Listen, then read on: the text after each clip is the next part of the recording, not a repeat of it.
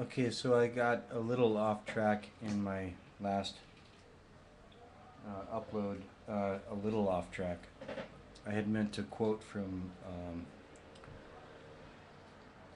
a conversation that I'm having with Jim Stone at the forums, and I went off on a bunch of other tangents that I didn't mean to go off on. But hopefully the thing that I just did will help to clarify what I will now relate to you between myself and Jim Stone. I'll just read the back and forth and let it go from there. To Jim, listen, I know how horribly busy you are, so I would not approach you with anything and ask for your time if it weren't important to me and others. Well, this is important to me. I won't go into everything, but for a while now I have been enduring frequent bouts of agonizing discomfort. Not so much physical. It is as if my etheric body is getting jacked with too much juice, so to speak. I have tried to correlate this phenomenon with chemtrails, weather patterns, world events, you name it. I cannot find any comprehensive explanation. Well, today it was really bad, and when my wife brushed against me, I could feel a ripple in the cloak, if you will. A few minutes later, I was on the floor with her giving me a kind of Reiki massage that was fabulous. It was unlike anything I have ever felt. It was better than orgasm. In fact, it was like an orgasm 10 minutes long. So, my massages alleviate her fibromyalgia pain. My wife has fibromyalgia from a junk vaccine. Hers alleviate my whatever. Anyway, this is not the main thing. Here's the main thing, Jim. Showers also help. So I got in the dark shower and sat with the water raining over me, and I did some prayer and began to meditate. Soon I was lucid dreaming, going all over the planet, seeing all the beautiful things. I went into the bodies of different animals. It was fun. Then I saw bajillions of colorful fish. They were in a tank the size of a parking garage. A man was walking among them. His body was not obeying physics. It was as if he were walking on dry land. He was looking at me, looking at him. He was not quite Asian, not quite Euro, but leaning toward the Oriental side. He was perfectly dressed in black. He walked through the glass and pointed behind me.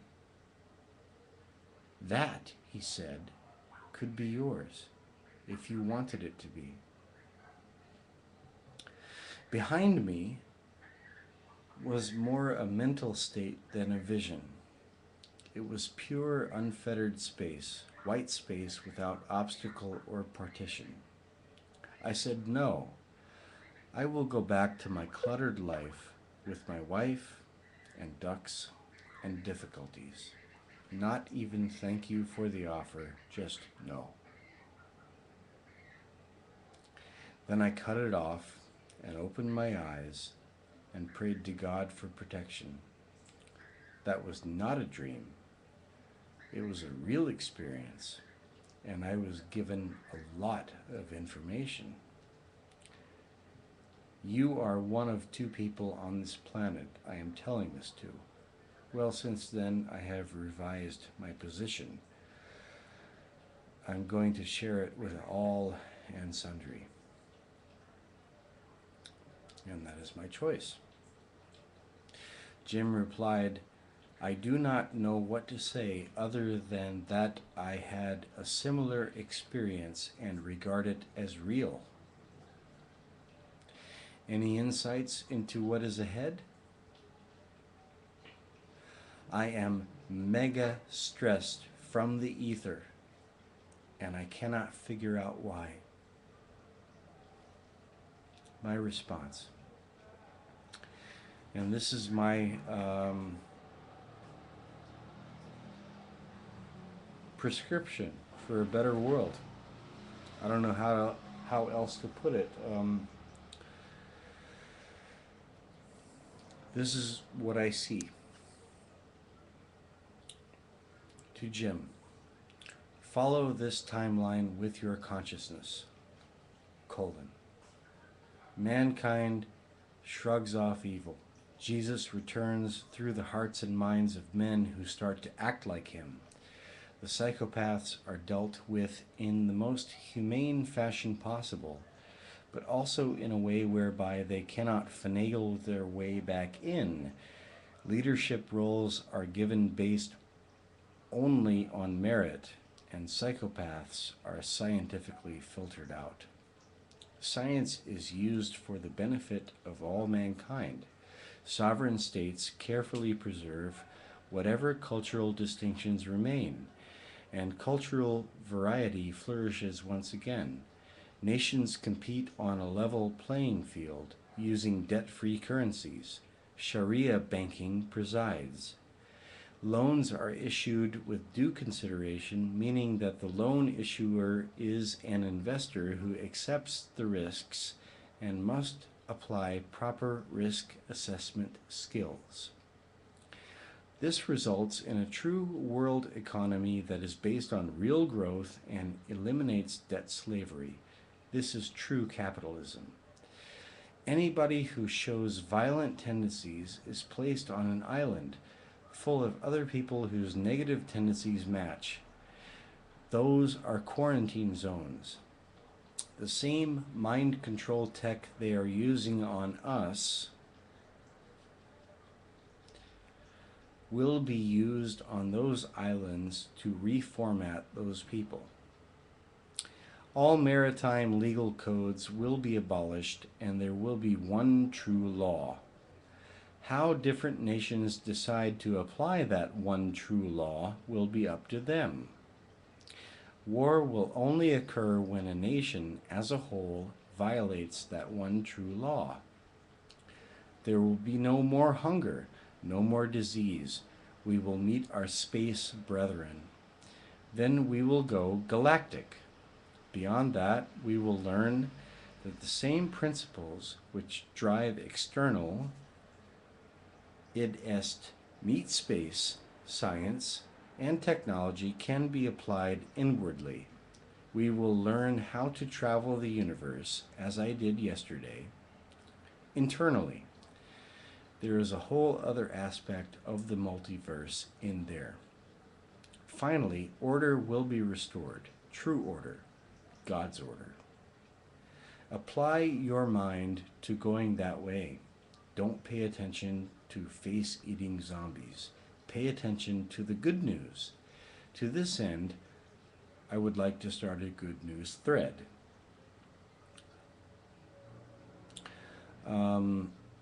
So that's what transponded between Jim Stone and me. And in the course of that transmission, I think I laid out a pretty cogent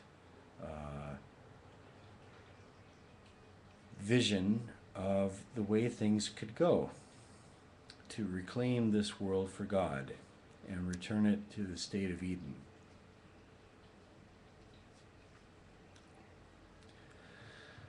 Now I've got to check on my time here. Good. Only 9 and coming up on a half minutes. That's my vision of the world. I think it's pretty cogent. I think it's pretty studied out. And I would welcome discussion on how to perfect it, fine-tune it, and bring it into vision. But I will tell you this.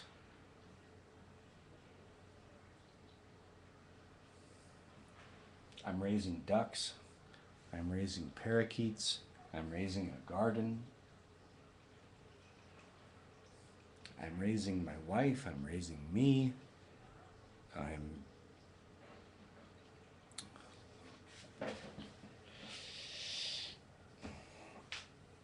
getting back to like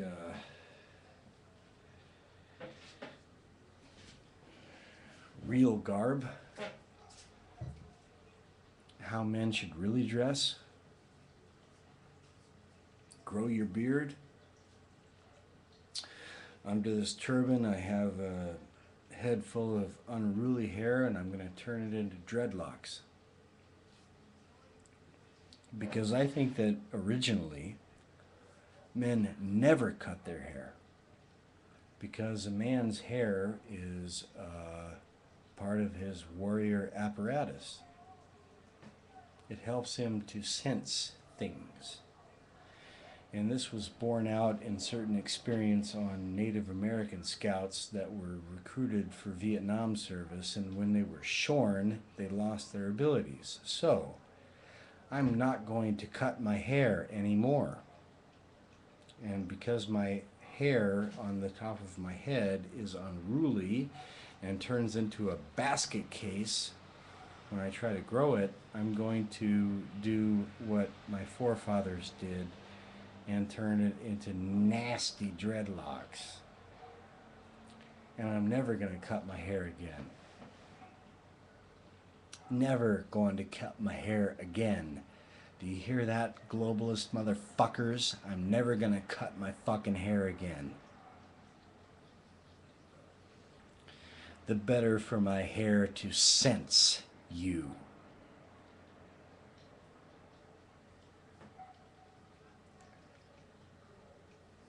And I'm not wearing your tight clothes that squeeze my balls. I'm wearing loose-fitting, flowing things that allow me to breathe, allow my body to breathe. So I'm not going for none of your newfangled fashions. You hear?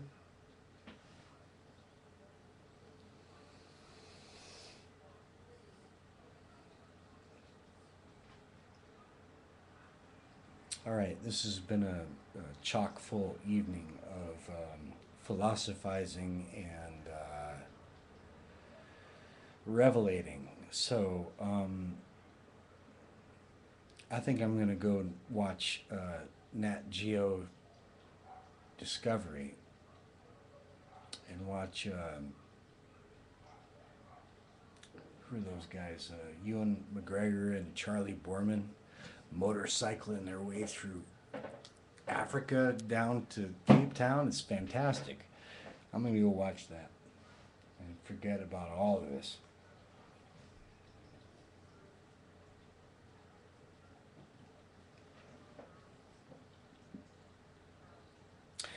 We are in the middle of a big wake-up call.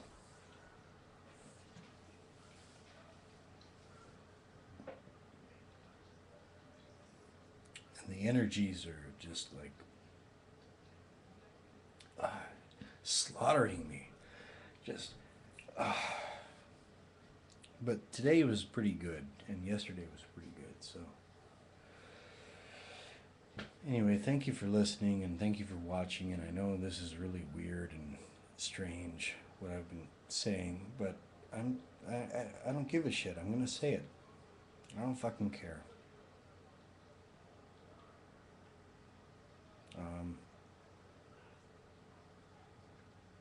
But let me know what you think. So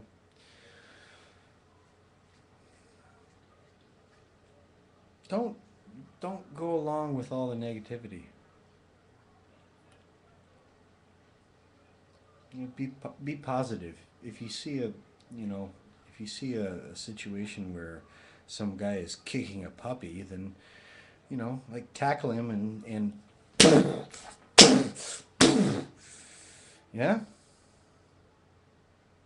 or at least separate him from the puppy. But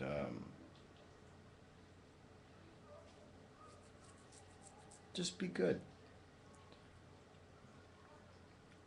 Follow God. You know what it's about. You know what's right and wrong.